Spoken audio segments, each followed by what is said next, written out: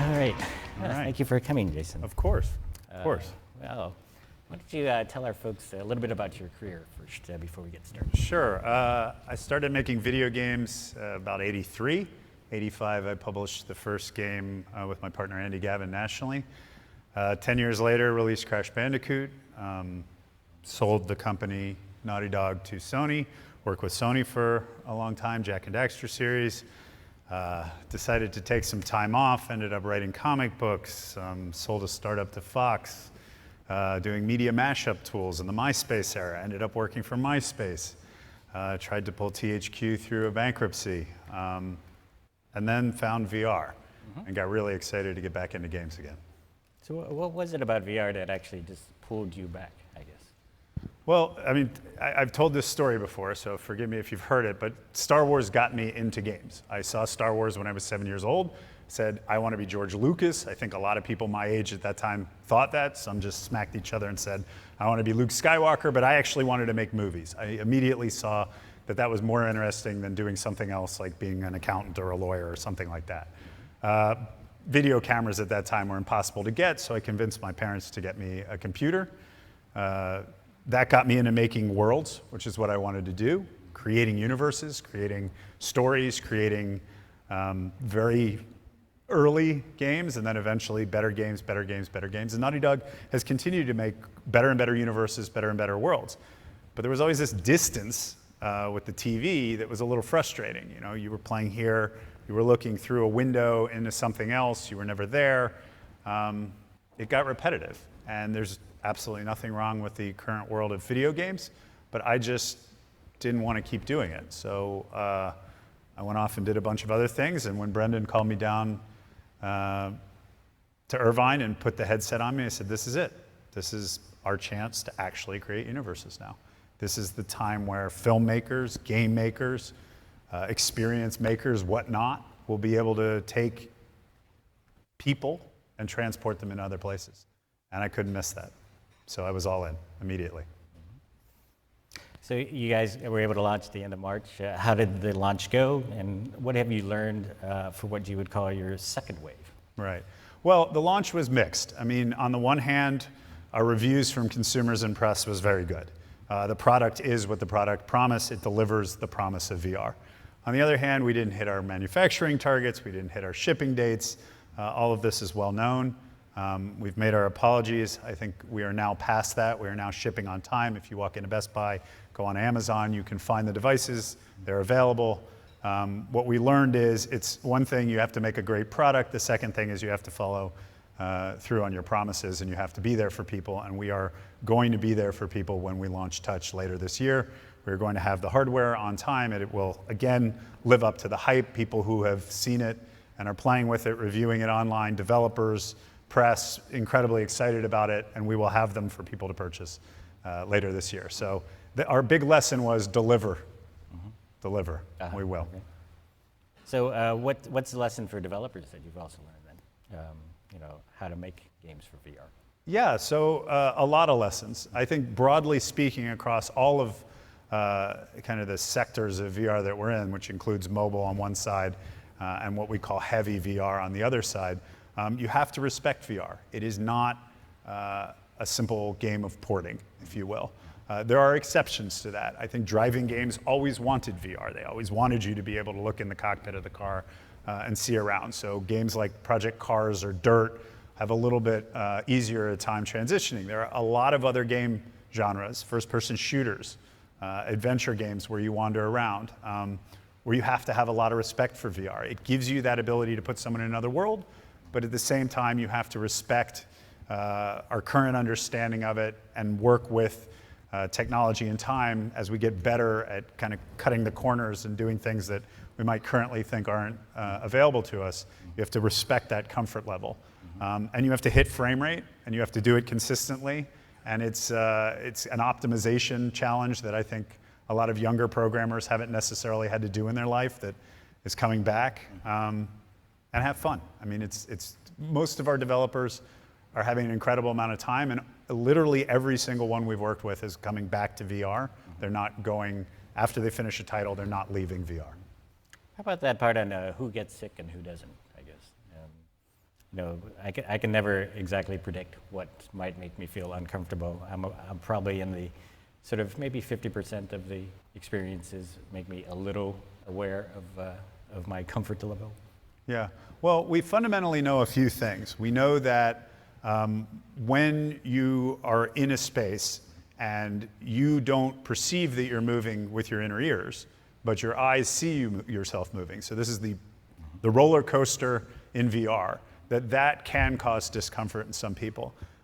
Who it causes discomfort with is a very similar question to, I'm going on a fishing trip, am I going to be the one that feels uncomfortable? Depends on what you had for breakfast, depends on your day, depends on your overall constitution when it comes to these kind of things. It is a very similar experience to sitting in the back seat of a car, reading a book. The book is not moving, my eyes are telling me I'm not moving, my inner ear is saying I'm on a windy road. There's a little bit of a disconnect, my brain doesn't really know exactly what to do. Different people deal with it differently. I personally can read that book, my wife cannot. There's a spectrum. So there are games and experiences that we are making that respect the fact that you can't move somebody's head without, or move someone's eyes without also moving their head, that are 100% comfortable. There are many examples of that. Chronos is one of the games that we've made that is like that. There are other titles that do it a little bit, and they do only certain things, like moving you in a straight line at a fixed speed, that are more comfortable than the roller coaster. And then there are things that are the worst possible scenario, which is the equivalent of having had a really bad breakfast, getting in the back seat of a car that's going to do barrel rolls and trying to read a book without moving. There are things that aren't going to be fantastic. What is important to understand is there is a world of experiences out there, many of which we have no idea what they're going to be, that fit within the realm of this will be comfortable for the vast majority of people. And as developers move out of the mindset of rapidly moving people, which was exciting in 2D space, and into the world of let's do something different, there's a world of opportunity out there. We'll discover a lot of things for people to do. So what genres are also taking up? I've really enjoyed the shooters and some of the horror games. One of your upcoming titles, Dead and Buried, is a saloon shooting game. Yep. It's really fun. What do you think is sort of got the biggest potential in terms of genre?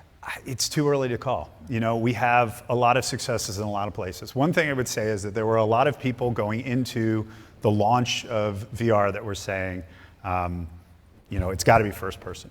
Got to show your hands. And the success of Chronos, the success of Project Cars, the success of Edge of Nowhere, these games prove that third person exists. Tabletop games have been surprisingly successful. If you look at Air Mech and your ability to look down on effectively that dollhouse or train set that you always wanted to make in your youth, incredibly successful. First-person shooters will get there. We're early.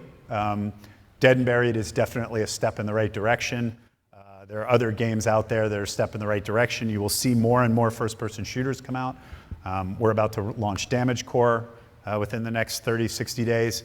After that, Dead and Buried, of course. Things like Bullet Train. These titles are pushing it. We're not there yet. We're going to be on a kind of an adventure in creating first-person shooters that work. And if you step back 20 years ago to Doom, or 22 years ago, whatever it was, and you look at it, it didn't have any of the amazing, fundamentally awesome things that current modern shooters had.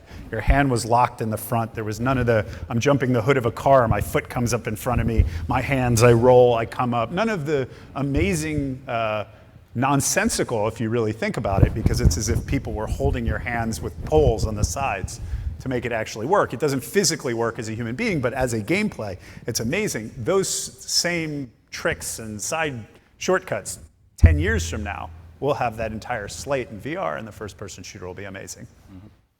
Yeah, when I played Dead and Buried, I came out of it, took off the headset, and I was all sweaty, right?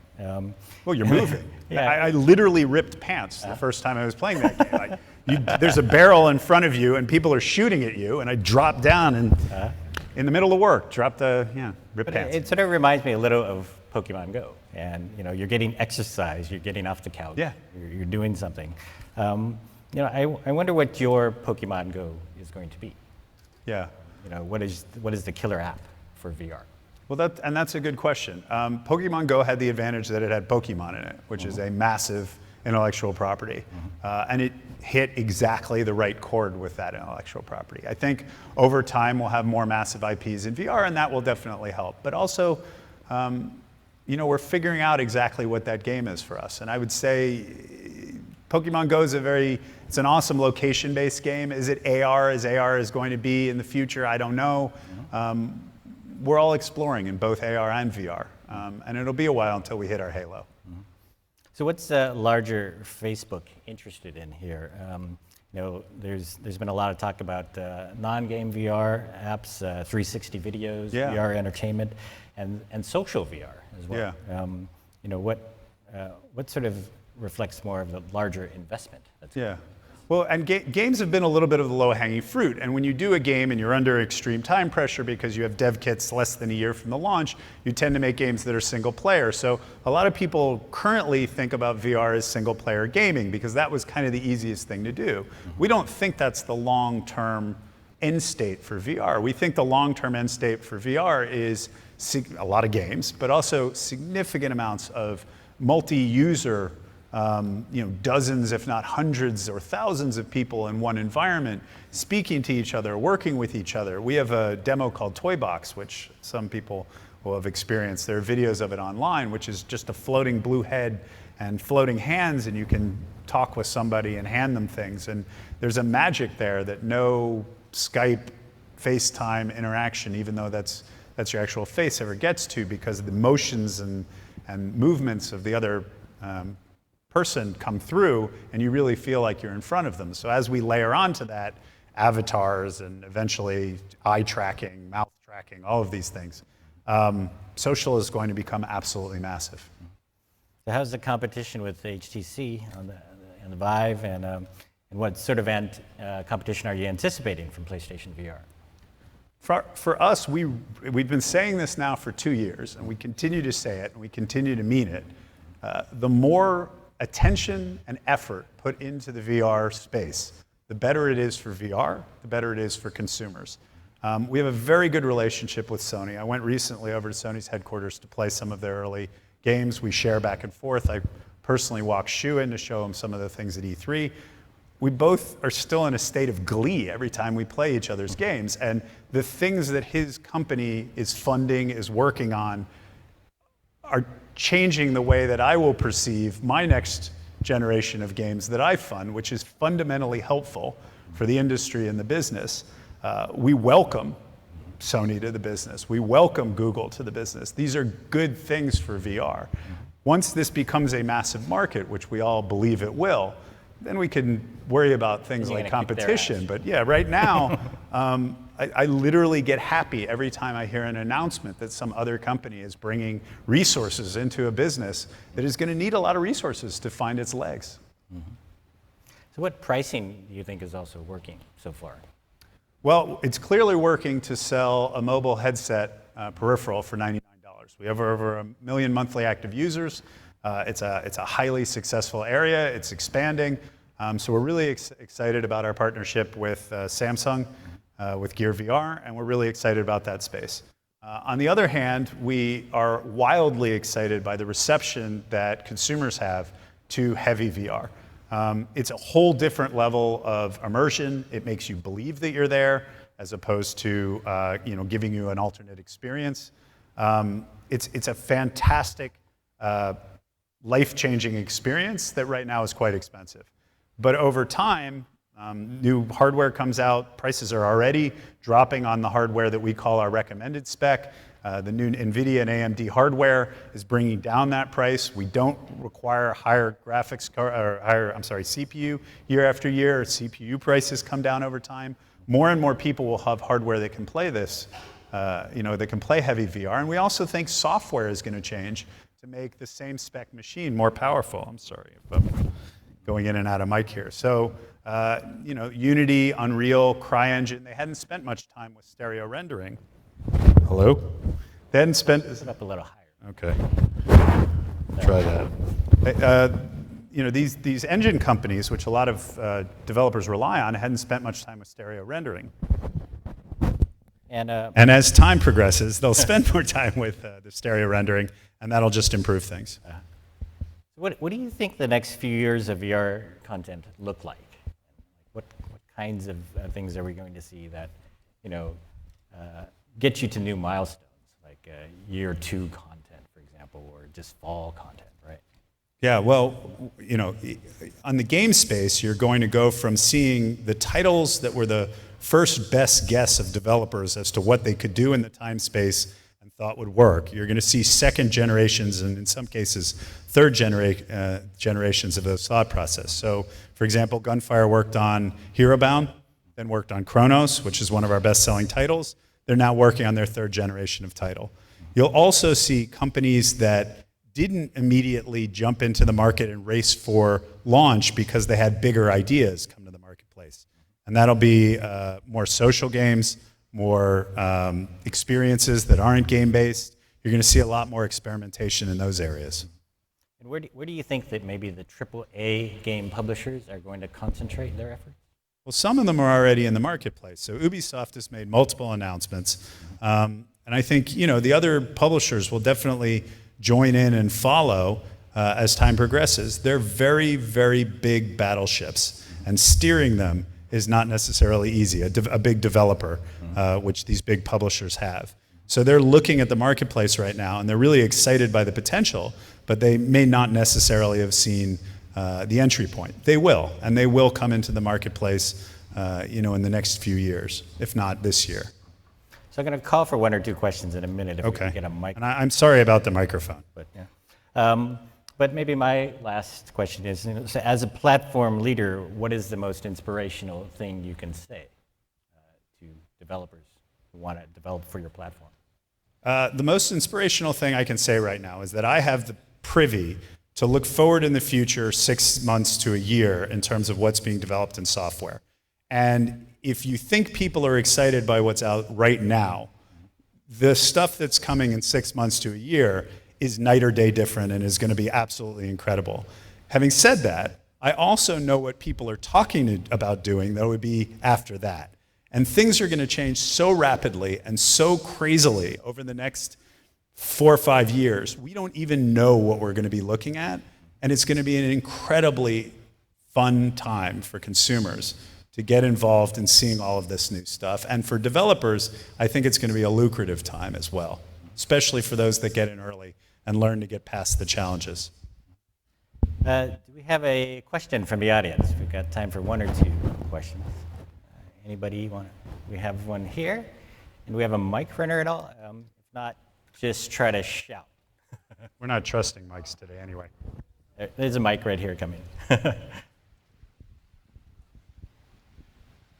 With everything so rapidly changing, as well as admitting you want to be looking directly what the consumer needs best for VR, how do you kind of look to be partnering with the other platforms, or how the big companies that are pushing what VR is doing forward in the next 6 months? With so much rapidly changing, what are kind of thoughts you're looking into, if there will be kind of platforms that help each other out, or what kind of ways you guys are looking to work together?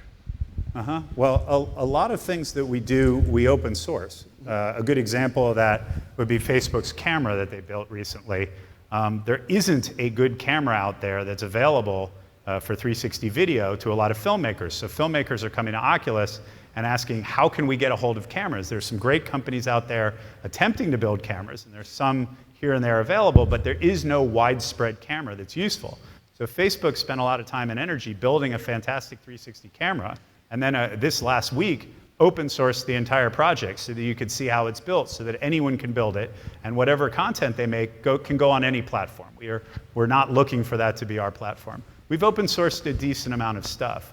I think it may be too early in other cases for the platform holders to get together and cooperate, because we really don't know what the right end game is yet. We're all doing interesting things. We're experimenting. A good example of that would be our touch controllers and the fact that we have true hand presence with our capacitive touch, and the ability to see your fingers in there. Had we agreed on a specific standard amongst a bunch of platform holders, that experience would be far away from us as opposed to coming out by the end of the year. So there's a fine balance between cooperation and stagnation and helping everybody through open source, and we kind of go back and forth between those two and try to do our best to help everybody while not holding anybody back. Wonderful. Appreciate it. Thank you. And afraid we're going to have to wrap it up. Mike Capps has given me the, Oh, the lightsaber thing. Sorry about the microphone, everybody. Thank you. Nice job.